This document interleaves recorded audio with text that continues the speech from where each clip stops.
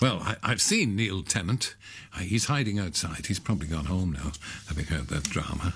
But let's hope that he's still with us and will be joining us very shortly to talk about, among other things, the most incredible thing, which is opening this very night at Sadler's Wells, his new ballet. These are the Pet Shop Boys, or this is the Pet Shop Boys. Hard to know what to say, with Dusty Springfield.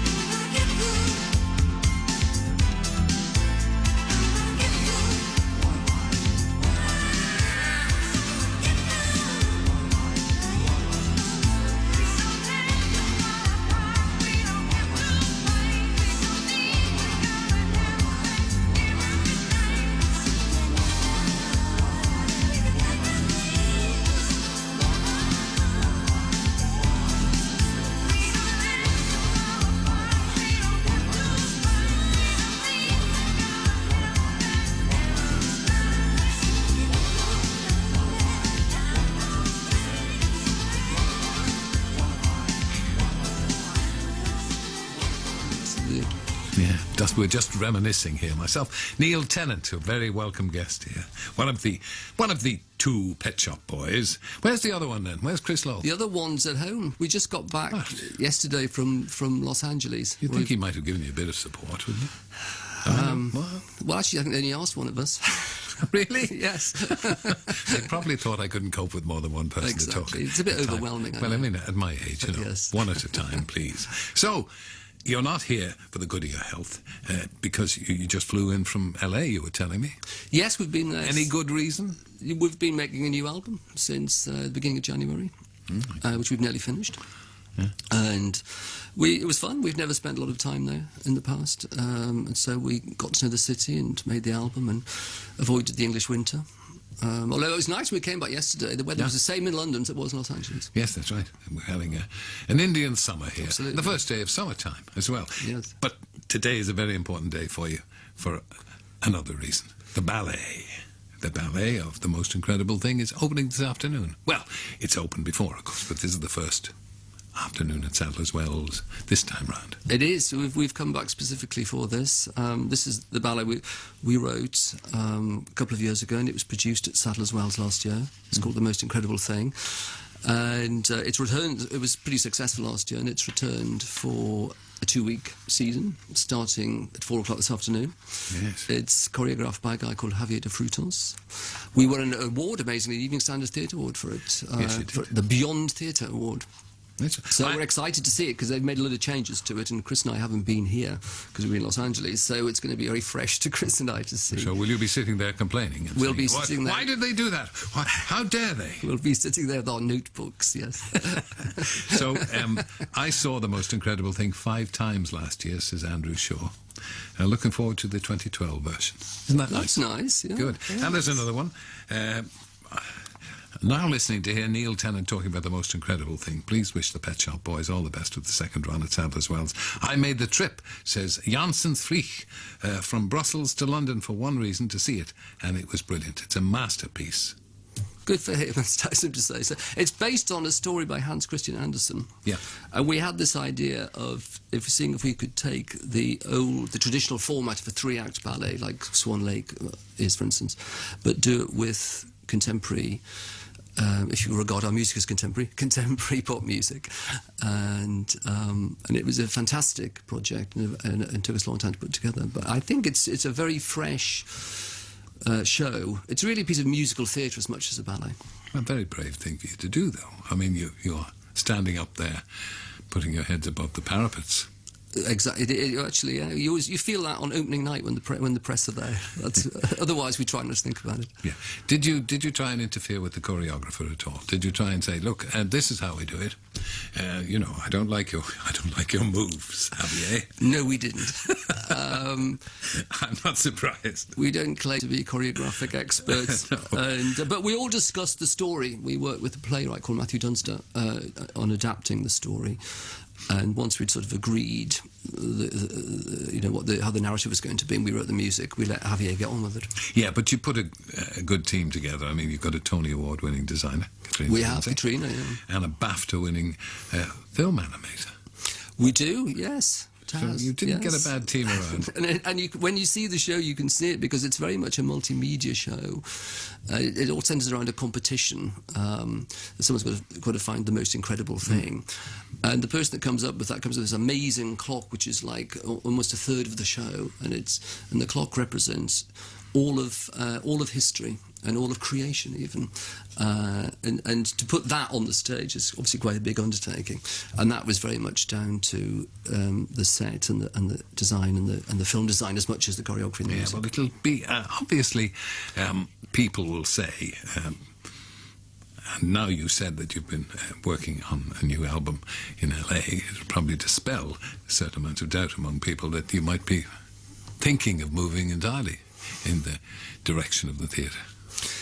Well, we had worked in the theatre before. We did a musical about 10 years ago, and we've always had a lot of theatrical influences on our own live shows. We've always worked with theatre designers and directors, so we sort of regard this as just as part of that ongoing interest in theatre. But we are very much still making new pop songs. But we sort of think you shouldn't be scared. We like to do big undertakings, sometimes outside pop music. It kind of keeps you interested in the whole thing. And on your toes. On your toes. Very suitable for the ballet, of course. Yeah, absolutely. Good title for ballet.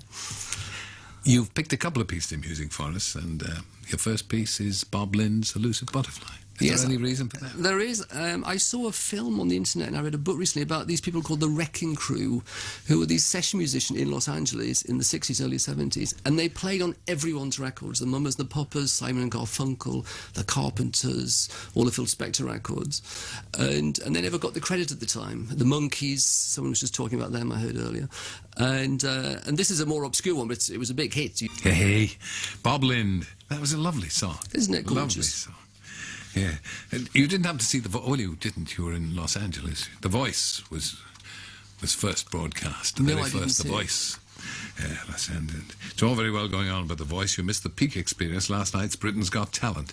Well, I'm sorry to say I didn't miss that. I didn't see it. Yeah. No, very wise. Very wise. So, you're producing this, or you have produced. Will you be going back to LA to finish it off, the new album? I'm not sure. The producer is called Andrew Dawson. He's mixing it at the moment. So, due to the miracle of the internet, he can email us the mixes, and we can email our comments back. So we'll see whether we feel we have to be more hands-on or not. We haven't decided yet. Can I take you back a bit? I mean, you started as a journalist. I'd actually started as a book editor. In the late 70s, and then Smash Hits magazine employed me to edit a book for them, and when I got there on the first day they said, by the way, you're the news editor, which had not been mentioned at the job interview. And so I became a journalist at that moment, and I did that for almost 3 years. Yeah. And then how did you bump into Chris? Chris and I met in 1981 in a shop on the King's Road. I bought a very early synthesizer, and they were making me a little lead so I could plug it into my 1970s stereo, and Chris wandered in to buy a cassette or something, and we just got talking.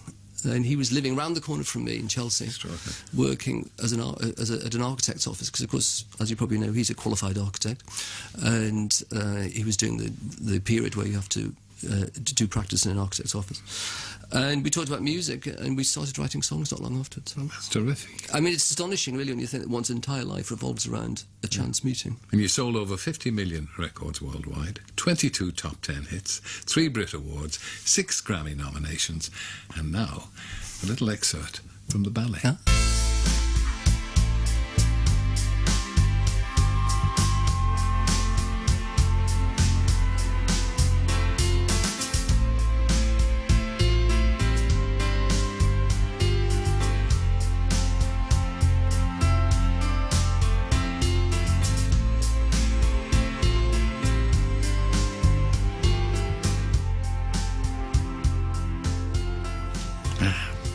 Well, that sounds poppy. Yeah, that's the most pop tune there is in the whole show. It's where the princess meets the guy that invents the most incredible thing, and they do this. I think we call it a pas de deux in ballet. They do a dance together, and that tune comes back at the end when they get married. Yeah. So tell us about the rest of the music. Did you have a specific idea in saying, well, we're not going to do our normal kind of music, what we're going to do is ballet-type music, or...? Well, if you think about it, with the kind of music we've done over the years, people have danced to it in clubs, and we've done lots of remixes and all that kind of stuff. So we sat down with the script that we'd all agreed on, and just tried to write something that we felt could be used to tell a story, and also that people could dance to. But what was interesting, of course, from my perspective, is there's no lyrics. So we were writing a lot of melodies, and Chris writes a lot of rhythmic stuff for people to dance to, and so we just put together all our various influences. There's influences from house music to classical music to just regular pop music. We put it all in there. It was an experiment to see if we could do it as much as anything else. You could, and you did. Yes. But was it an attempt to prolong your longevity at all? So you must have been feeling, now look, we've been at the old pop for quite a long time now. They'll be getting fed up with us. Let's do something else. I think we always want to do something different. I mean, over the years, we've tried to do different things. And also, I think it's using the fact that people know who we are. We approached... The original idea of this ballet came because Ivan Petrov, who was dancing in it, asked us if we'd write something for him. And simultaneously, Chris Lowe suggested that he'd read a story by Hans Christian Andersen, and it would make a good ballet. And it was this remarkable coincidence that made us decide to do it. And when we approached Sadler's Wells, we're lucky because Sadler's Wells would take a meeting with us and discuss putting this on. And so I think we use the opportunities that are open to us. Done a good job too. Yeah. Now, earlier, just before you came in, or when you sat down to join me here, we played your collaboration with, as the Pet Shop Boys, with Dusty Springfield. And when you got this new album, people will be excited to know what's in your new album. Are you collaborating with any others? No. There's, apart from the producer we worked in LA, it's there's no guest duets. It's just the two of us. There's quite a lot of backing vocals on it. We work with some wonderful backing singers who originally sang on Jackson 5 records, and on Michael Jackson's "God Be Starting Something," they sang "Mama Say, Mama Say, Mama Makosa," because one of them said to me, I said, "Michael, what does this mean?" He says, "I don't know, just sing it." And they were getting "Mama Say," which is actually from an old African record. Yeah. But so they sing on some tracks. Yeah. Well, we wish you well with it, obviously, but when do you think that should be coming before us? I think it's coming out at the beginning of September. And what about future projects? I mean, knowing the pair of you, you must be thinking of something new now. So we've done the ballet. What's next? Well, what's next is finishing the album. We're going to be going on tour, but also I think we're writing something for the BBC Philharmonic, for some top secret thing in December, but I'm not sure I meant to mention that or not. Yeah. So we're thinking about that at the moment as well. It seems it's going to be fairly busy for you. We're going to have a very busy year. Good. Now, you've picked a second piece of music for us. The second piece of music is a record I heard on, there's a famous radio show in America called Morning Becomes Eclectic. And I heard this song on it, and I discovered only recently, it's by a young British artist whose name I've forgotten. Leanne La Havas? That's Leanne La Havas, and it's a really lovely song. And I, again, just discovered this morning, she's a BBC New Artist 2012. Oh, well, we better play it. So I think so. Well, have a wonderful, I'm sure you'll have a marvellous afternoon this afternoon. Thank you, I'm excited. I'm very proud to sit there, you and Chris. Thank you, nice to see you again. Watch the ballet. You too. Thanks. And continued success, of course. Thank you.